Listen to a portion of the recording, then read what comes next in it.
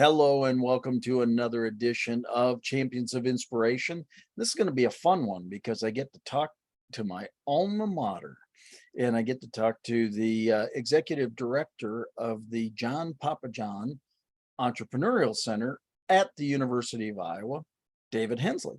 David, thanks for joining me here on Champions of Inspiration.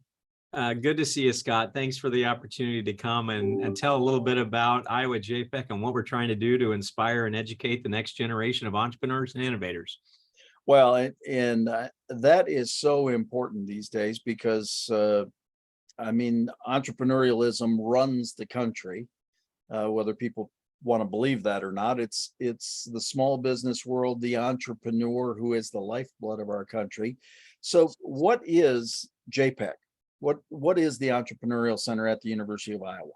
And if I may, I'd like to just give a little history lesson. So back in the mid 90s, the state of Iowa was really struggling economically, and we were still seen as only as an agriculture state. And John Papajohn, an alum of the University of Iowa and a venture capitalist here in the state, he and his wife Mary decided they needed to jumpstart our economy, and so he created 5 John Papajohn Entrepreneurial Centers, one at the University of Iowa, and then one at Iowa State, University of Northern Iowa, North Iowa Area Community College, and Drake University, a private in Des Moines. And our charge was go try to make Iowa a more entrepreneurial state. And one of the great things about John and Mary's vision was each university could do, or school could do, what made sense for them. So at the University of Iowa, the Iowa JPEC, we've really focused on education as a key component to what we do. If you think back, Scott, when you were a student in Iowa and I'm a graduate of the University of Iowa,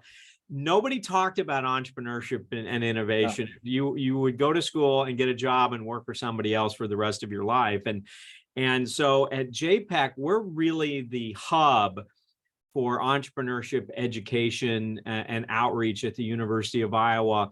And we're out there trying to teach young people about the entrepreneurial mindset and whether or not they're going to start their own company someday, to be an entrepreneurial minded person that can join existing organizations and become an innovative, creative problem solver. And I'm more than happy to go into more detail as we talk, but we are a lifelong learning program. So we have programs in the K through 12 system, at the college, at both the undergraduate, graduate level, as well as community-based entrepreneurship education and support programs.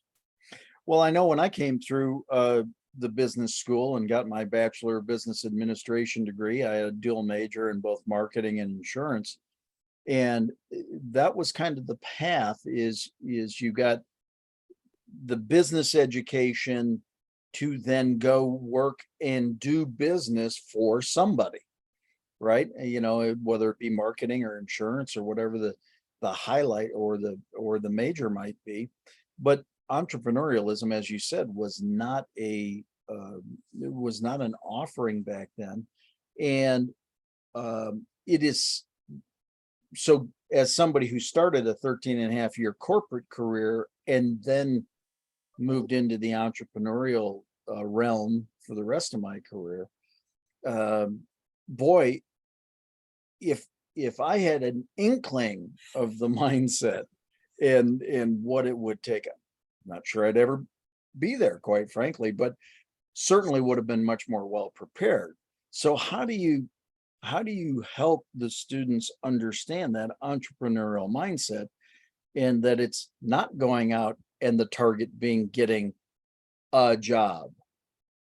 So it's kind of interesting. I have a similar background, Scott. I left college from Iowa with a poli-sci and econ degree, worked for a consulting firm, and then joined a startup when I was 23. Boy, I wish I'd have known how do you build a successful company and scale it back then to what I know today. What we really try to do is we start with, how do you recognize an opportunity, regardless if you're going to be thinking about starting a company, working in a large organization, a nonprofit, or in government, and thinking about how do you recognize opportunities and how do you develop sustainable, impactful solutions that could lead to the creation of a company or just doing something inside an organization. And I think, today more students are, with the internet and social media and the opportunity we are a globally connected society, that young people today now can be creating a market and taking advantage of a global market in 24 hours or less, right? When they come up with their solutions. So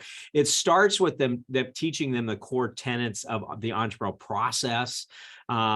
And then we really look at it from a standpoint of, when you think about the old finance curriculum versus today, of how do you do deals, cash flow management, it's valuing companies. On the marketing side, how do you use social media and think differently about your customer? And even when we were in business school, we didn't really talk about the customer. Today, it's customer focused, right? How do we solve their problems, meet their needs, and then put them in positions, put them in doing internships and consulting projects for small companies, so they can understand the entrepreneur wears many hats. It's not just, I'm going to be an accountant number 2 for some company. I have to understand accounting. I have to understand marketing. I have to understand operations. And so they have to have more of a strategic perspective than I think in a lot of disciplines. Also, we try to teach them about looking around the corner or over the horizon and what's coming next, and having that futuristic view that a lot of traditional business programs don't provide their students. So we're kind of that outlier, if you will, and we get a lot of students coming to us from across the campus. We are a campus-wide program. We have almost 100 different majors at Iowa that take entrepreneurship classes, because they see entrepreneurship as a way to create the life they want to live. And so they can marry their technology background or their interest in the arts and sciences, and how does that in business and entrepreneurship fit? So it's a lot of fun, and we get students with ideas from every different discipline. But it's that, it's the passion and process that you can teach and help them. And then again, it's up to them to go make things happen. Yeah, I think, I think back to the business curriculum back at the time. You had multiple accounting classes, you had some marketing classes, you had, kind of the pillars of business, but it wasn't, none of them, at least that I can recall, were directed to, this is going to be your business. You were a player in the business, as opposed to being the business or seeing that. And that's why I think it's so critical in what you're doing today to get students to think differently, because you are chief cook and bottle washer. Well, you're all of it, right? You're the right. delivery guy all the way to the sales guy to the accounts receivable, to all of it. And I think too that as the world has changed, and there's now, when we were in K through 12, we didn't study people and what they and what they do and their careers. And if you came from a rural area, you didn't even use the word entrepreneur, right? It was the small business owner. And so students really weren't really around a lot of people to experience what entrepreneurship was. But now, I think more than ever before, and certainly in my lifetime, you're seeing 18-year-olds, 22-year-olds, 25-year-olds, et cetera, starting and building highly successful companies. And it's not just, you don't have to have 20 to 30 years of business experience to be ready to start a company. Now we're seeing it come from all different aspects and walks of life. And so exposing young people to the stories. And so now they're being inspired by people that look like them and have backgrounds like them. And then you couple that with the education and putting them in entrepreneurial experiences, things can happen. And you look at entrepreneurial centers beyond the classroom. We have a student incubator called the Bedell Entrepreneurship Learning Laboratory. So now students have access to facilities and technology and mentors and advisors, and we have pitch competitions, and you have national competitions and international competitions. The world is really set up for someone who wants to be an entrepreneur to go out there and take their shot. And again, you don't have to have 20 and 30 years of experience like it was, and that was kind of the mindset when you and I were in school. And Yeah, so and it's a completely different perspective on economic opportunity than it was 20, 30 years ago. well, in the other side of it, I mean, obviously the internet has changed the playing field, uh, because I mean, in your hand these days, right? Your smartphone has got more computing capability than probably was at the university when I went there. That's how old I am, for God's sakes. But to think about having that much computing capability or the ability to touch, uh, I represent I've got a contract with a new product coming to market that that quite frankly is, I love Richard Branson's theory of entrepreneurialism. I mean, here's a guy who's got 300 and some companies. He's done okay, right? Right. But kind of his theory is, if I'm going to go into a market, identify the leaders, emulate what they're doing well, fix or eliminate what they're doing poorly, add what they're missing, come to market with a superior product. Well, that's kind of, I've got a contract with a product that's kind of exactly like that. So we could be on this video call at the moment, but literally I could put up a call to action, a button to buy my book, or register for register for JPEC, or become a member of the Alumni Association, right? In other words, it's the immediacy of the call to action. And so I think it's, for me, as somebody who started in traditional business and then became an entrepreneur, I think it's that knowledge of and the opportunity of seeing products today that just didn't exist, right? And that niche, that fine niche, that the fortunes in the niche, right? And I think too, as young people today are asking that question, why not? Why does it have to be this way? And we don't, Yeah. the status quo doesn't have to, we don't have to live under the status quo. And we had a group of, a dental student that started a company called Higher Learning Technologies, that and his story was, he was studying for the dental exam and they were having to buy flashcards to study, and these were expensive, and who wants to carry around flashcards? And he thought, we're all carrying around smartphones, why can't we study on a smartphone? And so he started building apps, training apps and education apps. Well, he looked around and nobody was doing it at the time, so why not him? Right. Yeah. So he built a team, and they weren't computer programmers, but because of the internet, and you're able to connect to find people that can do app development and programming, and then it's to find investors from all over, you can start building these companies. So, I get excited because young people today are saying, you know what, I'm not going to just go the normal route. I'm going to figure out exactly how to build my own company. I want to set my own path, and through entrepreneurship education, where they learn processes, they get some confidence, they start building their professional network. You can do it, and I think they have more confidence. And remember, these people all grew up with technology. So they've been using the internet, they've been using smartphones, they've been using the most advanced technological tools out there, and they're not afraid of technology anymore. And so they're able to see, why can't we use this technology in education or in training, or delivering dance lessons on the internet, whatever it is.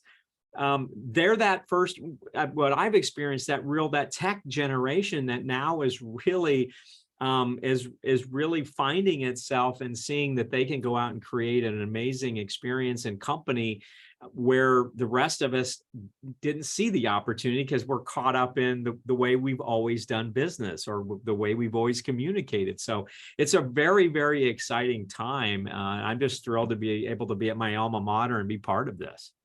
Well, I think it's, again, really cool. I was just thinking, so they don't even know, with this little box hanging on the wall that has a handset and a cord to it, Gosh, what is that thing, right? No, but I think it's fascinating, and it takes me back as a sales guy. I suggest to folks many times that people make it way too hard. It's really only 4 words: identify problem, provide solution. And you know, we're now in a time where a generation, if they can identify the problem, they can then explore to see if anybody has addressed that problem and provided a solution. And if they haven't, now they've got a niche, they've got something that they can design to. And you think about the internet also creates opportunities for doing market research, finding out what products are in the market, learning. They've got so much better access to information than we had 20, 30 years ago. And so now you can go get to market faster. Remember when we first started doing this, it was you got to write a business plan, and then you get, Exactly. and now it's like you develop an MVP, you start doing customer discovery. So we can teach models and processes where students can go out really quickly and get that immediate feedback, get products to market early on, start learning from the customer and building successful business models. And, this entrepreneurial revolution, I think we're still at the beginning stages of this. I mean, I think the sky's the limit, and more students today are going to find themselves by the time they're 25 or 30, and their best option is go create their own opportunity. The small businesses account for at least almost 50% of private sector employment. I think that number is only going to continue to increase. And as technology advances, people are going to be forced to be creating opportunities, because you look what AI and machine learning is going to, I believe, fundamentally change business, and jobs, that good white collar jobs that used to be solid careers are going to go away because the computers can do it faster and don't need holidays and overtime. But Exactly. that will free up people to, it's not like there's not a plethora of problems or challenges in our society today. So I think that's really, that I think that's where it's going. And the other thing I guess I'd like to just bring up a little bit is that, we're very fortunate today that alumni and successful entrepreneurs, as there have been more entrepreneurs, they want to give back, and they want to, and so, as you know, Scott, this is a team sport, right? And who Right. and developing that professional network. And one of the new programs we developed at Iowa that not only helps us on campus, but we've done a statewide initiative, is we partnered with MIT and brought their venturing mentoring service to Iowa, so we can help our entrepreneurs get access to the best and best talent and successful entrepreneurs throughout our network, whether it's here in Iowa or nationally or internationally. And so now they can get access to people that have done it, that have know people, and you certainly know, having somebody that you can call that can open a door for, an aspiring entrepreneur makes all the difference in the world. So we keep pushing the envelope to build that network of investors, to build that network of talent, to surround our young entrepreneurs with the resources they need, so they don't have to go to Silicon Valley. They don't have to go to the East Coast. They can build a tech scalable solution here in Iowa, and they can get everything that they need through a program like ours. And that's something that's been very important from an economic development perspective, because the last thing you want to do is help people start a company and then they have to go to the coast because they don't have the resources. So we're trying to fill in those gaps. And we're finding more venture people coming to Iowa looking for deals. Now, maybe it's because our valuations are a little bit lower or more reasonable, but they're seeing there's more exciting companies coming out of our state all the time. Well, it's interesting because I do a fair amount as my moniker, the authentic connector.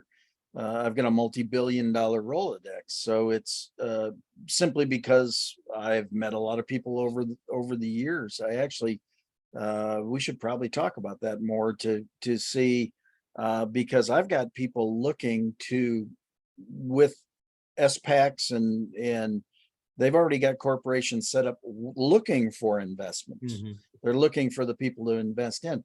Is the gig economy would you say that that's part of the entrepreneurial spirit these days, or is it more of just out of necessity these days? I see it both, to be honest with you. I see, a lot of time, and this, some of the best companies on the planet started in garages, right? Yeah. And so you kept your day job and you did something else. And so I think the gig economy is providing opportunities for people to do very soft launches. It's giving them a chance to kind of build skill sets, make a little bit of money on the side, and of course there are opportunities where people need those resources. But if you think about, if, for example, if you're a graphic designer, and that's something that we run into, whether it's a programmer, app developer, graphic designer, terrible shortage. Those people, we used to call them contractors, right? Now they're in the gig economy and they're being able to set their own schedule, take projects when they want, and so I think that what's happening is there are a lot of creative and talented people that are being able to serve and be a part of the entrepreneurial economy and ecosystem, because now they've got their own shingles out. And so they can be, whether it's copywriters for websites or programmers or social media experts and things. It's really grown the talent pool that startups can reach for. And when you're a startup, cash is everything. You can't be hiring everybody as employees and benefits and all of that. So this gig economy and all of this talent pool, really, I think we've seen it really help some startups be able to get further faster, and be able to conserve cash as they build their product and they launch their company. So I fully expect it to continue to grow. And then I think the other thing about it too is it gives somebody a chance to be exposed to an industry or something that then they can see if they like it or not, right? Keep your day job if you want, do this on the side. So I think it's here to stay, and I've seen positive impacts on the entrepreneurial, certainly from the entrepreneurial ecosystem here. How many students are working through or working with you within JPEC at this point? Well, it kind of ebbs and flows. We'll typically have a couple hundred student businesses going at any time at different levels. A lot more kids with ideas that are kind of in those early stages. What we find is, when you're talking about at the undergraduate side, it's kind of it's interesting. It kind of goes with the economy. When you have a strong economy and a strong work need for jobs, hard to convince an undergraduate sometimes to work on a startup when they can go out and get a great job upon graduation. So you got to be that person that's very driven. But I think what we're seeing now is more, they want to be exposed to it while they're here, and then they've got to get their life started, and then they're going to engage. So we're getting a lot more students, 2 to 3 years out, calling us saying, okay, now I'm ready. I've paid a little bit of my student loan back. I've got a network here. I think also too, we're helping feed communities, right? With entrepreneurial minded students, and then they move to cities, and whether it's and all of the co-working spaces and incubator and accelerator programs. So, there's a small percentage of students that are ready to try it when they're 18 to 22. A lot more in their mid to late 20s is what my experience has been. But we're preparing those young people. And so again, I think that's what's driving the entrepreneurial ecosystem. And it's interesting. I've had kids that are students that have graduated from me that took jobs on Wall Street. A year later, they're in a startup. And their dream was to go to Wall Street, but then they realized we got them connected to an opportunity. And the next thing you know, they're like, wow, they're not the founder, but they're part of a startup. And so they get that entrepreneurial experience, and now they're going to most likely all turn into serial entrepreneurs. So it's really fun to watch the evolution of young people on their careers. And COVID certainly had an impact on, it was very difficult to be starting a company that was certain, in certain types of industries over the last 2 years, but the demand for classes, the breadth of programming is more than I've ever seen it. And our institution is a strong supporter of entrepreneurship and innovation on campus. It's a big part of what we do. And I think we're going to continue to be growing and innovating to try to help young people learn and be ready for when the opportunity presents itself for them. Yeah, I really think that's cool. You know,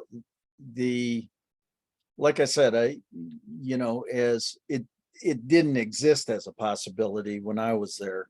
But boy, you talk about learning when you're when you're out there doing and doing it for yourself and everything like that. Oh my goodness. Wouldn't it have been great had somebody been able to give you a little heads up on what's going on and what the possibilities are?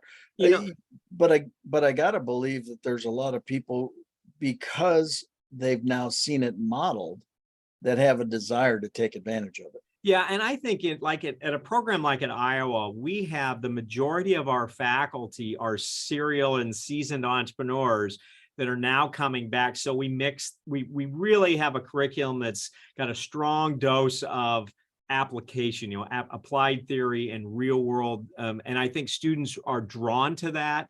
And when you're learning from faculty that have started businesses, built businesses, have this great network, it really gets young people excited and they see that, oh, they're just like me. They grew up on a farm, Yeah. or they grew up in the city, and they're a first generation college student, just like I was. It's not the chosen few. I mean, sometimes, students say, well, I can't be Steve Jobs, or I can't be whomever. And it's like, you don't have to be, right? Everybody's got their own path, but you have, if you're educated, right, you have if you've got the willingness to take risk and believe that whatever happens, you're going to land on your feet. I think the students are more excited and more prepared for this. I think their parents are more open to it now as there's more they see more of this. Yeah. And I do think that you're seeing in a lot of disciplines, people realizing it just can't be about the science. It's how do you apply it? You talk to researchers and it's like, okay, what's the problem you're solving and what's the impact you're going to have and how are you going to fund it? And really trying to give people an understanding of going all the way through that process. It's kind of like the old scientific process that we modified to think about, okay, get it to the market, right? Solve customers' problems in a market. And students and people get that. And so, and we're hot right now, right? Entrepreneurship education has been hot for years and it's going to stay hot. And it's kind of fun to be a head of a program in a hot discipline in Yep. a state that really believes in entrepreneurship and a university that strongly supports it. I couldn't be in a better situation. And there's nothing better, Scott, than when somebody calls you that's a former student and says, hey, I started my first company. I raised some money. I'm employing people. I'm pursuing my dream. That is exactly why we do what we do every day. Yeah, well, it's really that I get to pursue my dream. This has been gnawing at me for a long time, and all of a sudden I'm out there doing it, and that's why I love pioneering products. So, again, I'm in the midst of doing that with two different platforms right now, and one that we started February of 2020. Let's see what happened right then. Oh, that's when the pandemic started. So we've been, we're 2 years, 8 months into it, 2 years, 7 months into it. And we are just about to pop. And it is, people sit there and say, well, what's it take? Stick-to-itiveness, keeping your head down, taking a body blow here and there. Welcome to the world of the entrepreneur, right? Yeah, I get a kick out of it when somebody walks into my office and say, I want to start my own company because I want to set my own hours. I want to be my own. And they say all these things. And I turned to them and said, you don't set your own out. You're going to work longer than you've ever worked. You're the last person to get paid. this is going to be the most stressful thing you've ever experienced. However, That all if being it said, works, it's phenomenal. But don't, there is this belief that, by some that it's easy, and it's not.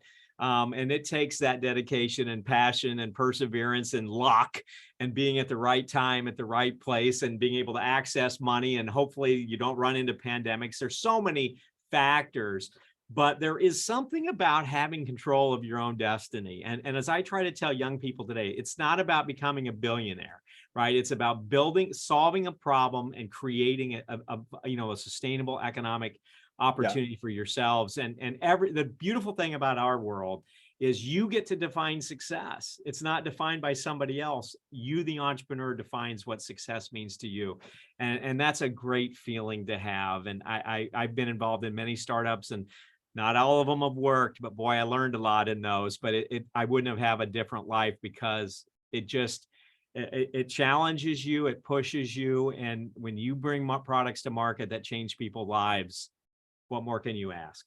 Right? No, totally agree. It's a blast. I mean, I love doing it, and that's why I want to do whatever I can to support JPEC and support the University of Iowa and its entrepreneurial program, because it is rewarding. It is long hours, it is hard work, it is all those things, but it's also fun. And I would like this, and I appreciate that, Scott, and all of that you've done and will do for us. And this started in Iowa because of John and Mary Papajohn, an alum who was successful and said, I want to try to make a difference to help start our center. And for people out there that might listen to this, and you've been a successful business person or an innovator or creator or entrepreneur, I promise you, your community, there are community organizations, there are universities, community colleges, there's ways for you to get involved, and it's your energy and resources and talents will go a long way. And to coach and mentor a young entrepreneur is an incredibly rewarding experience. So I encourage everybody in your audience to see how they can get engaged, because again, it started with that spark from John and Mary, and it's transformed our university, it's transformed our state, and the best part of it, we've impacted tens of thousands of young people and changed their lives for the better. That's awesome. Well, it's hard to believe we worked through our time. We'll have to do this again. How do people get a hold of you and get a hold of JPEC to learn more? So our website is www.iowajpec.org. My name's David Hensley. You can email me at david-hensley@uiowa.edu. You can find me on the University of Iowa website. Scott, thank you so much for this opportunity. And if anybody out there wants to engage with us, contact me and we'll plug you in, and you'll have a great experience. Absolutely. Thank you, David. Thanks for being here today. You bet. Take care, everybody. And thank you all for joining us here on Champions of Inspiration. We'll see you again tomorrow. God bless.